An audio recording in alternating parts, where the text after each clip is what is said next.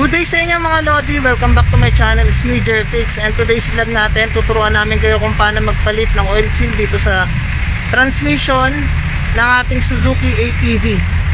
Alright, so mga gagamitin lang natin dito is mga basic tools lamang. Kakalasin lang natin dito yung bolts and nut ng ating propeller. Ayan. Okay, panoorin na lang natin kung paano tanggalin para meron kayo idea.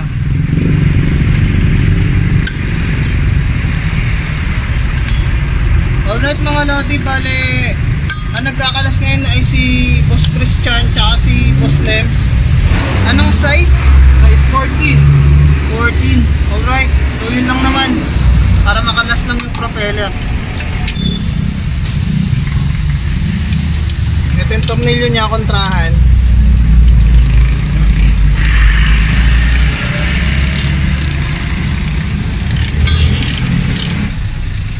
Kung gusto nyo rin mapihit to, kung nakaangat na yung dalawang gulong sa likuran, pwede nyo naman lagay sa neutral. Tapos release nyo yung handbrake para maka-access at saka maluwagan nyo yun. Pero mas maganda kasi naka-park siya or naka-cambio para hindi umikot. Nang sa ganun, maluwagan nyo ng maayos yung tornilyo. Tsaka hindi mabilog, hindi dumulas. Ayan, yan naman yung kagandaan dyan. Wait na lang natin ito makalas. Ayan na yung mga bolts nya.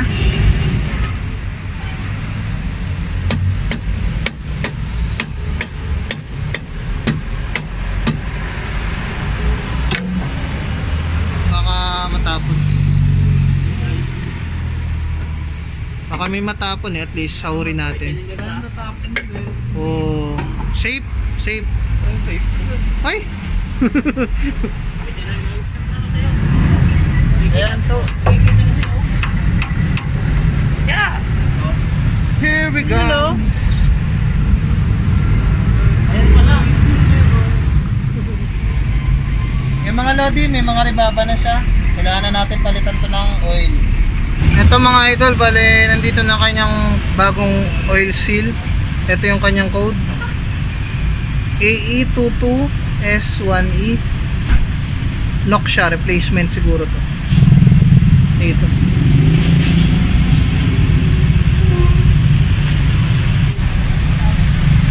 Tapos yung oil seal natin, bale subok rin natin dito sa may propeller.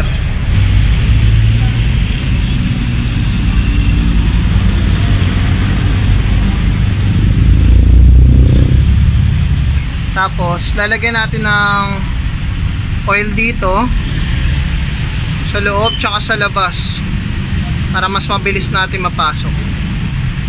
Hindi kailangan pantayan mga Lodi. Ayan. Pagka magkakabit tayo, kamayin muna. Ayan, tulak-tulakin muna natin.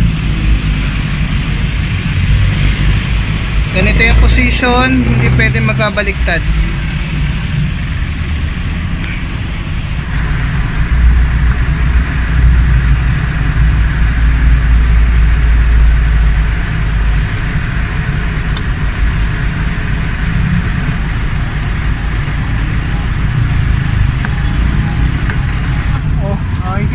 Pasok mo siya guys, oh. Ayan, sakto na ba siya sa guide? Oo. Pwede rin yan guys, ano, lagyan ng pandikit sa labas dito. Alright. Para hindi tumagas, no?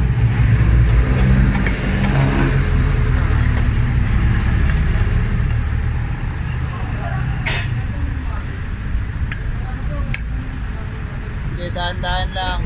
Pasok yan. Sinukat ko yan eh. Sa puno mo naman galawin. Sa puno. Yan. Ayos ah.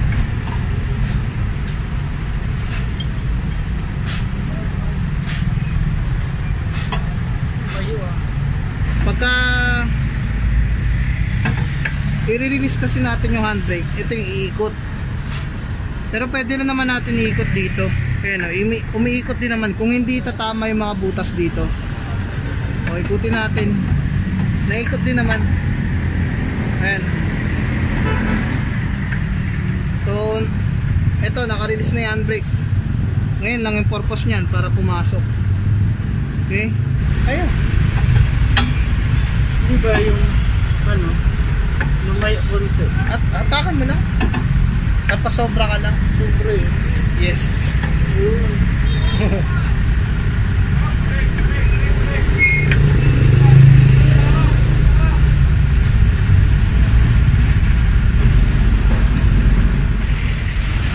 Yung 100 niya na naka-release ha, baka may baba yung mamaya. Okay, final touch. Higpitan na ng power handle. Pero yung iba hindi naman kasya yung power handle, kaya kailangan natin ng box wrench, combination wrench, and kahit na mga special tools para maigpitan natin ng todo. Higpit 14 lang mga lods, hindi pwedeng higpit 19.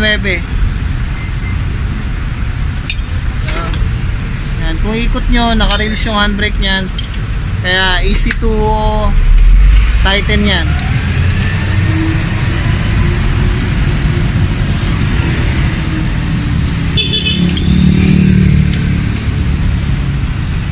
Alright.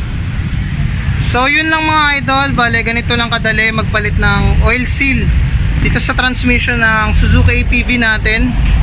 Then ang magagamitin lang natin dito is mga basic tools lamang. Pwede ka na magpalit ng oil seal. Kasi nga kaya pinalitan to kasi nakita nyo naman na may leak yung kanyang rear side ng transmission. Alright, so may higpit na rin dito. Yan, higpitan nyo maigi mga lods kapag ka nagkakabit kayo nito. Okay, yung 4 na tornilyo na yan. Yung iba kasi may 12, may 14, may 13, iba-iba yung sizes niyan. Ngayon, sa susunod na video ay yung paglalagay ng gear oil or yung pagpalit. Okay, sa pangalawang video natin to i-upload. So hanggang dito na lang ang aking video mga lodi. Sana may natutunan kayo sa topic natin for today.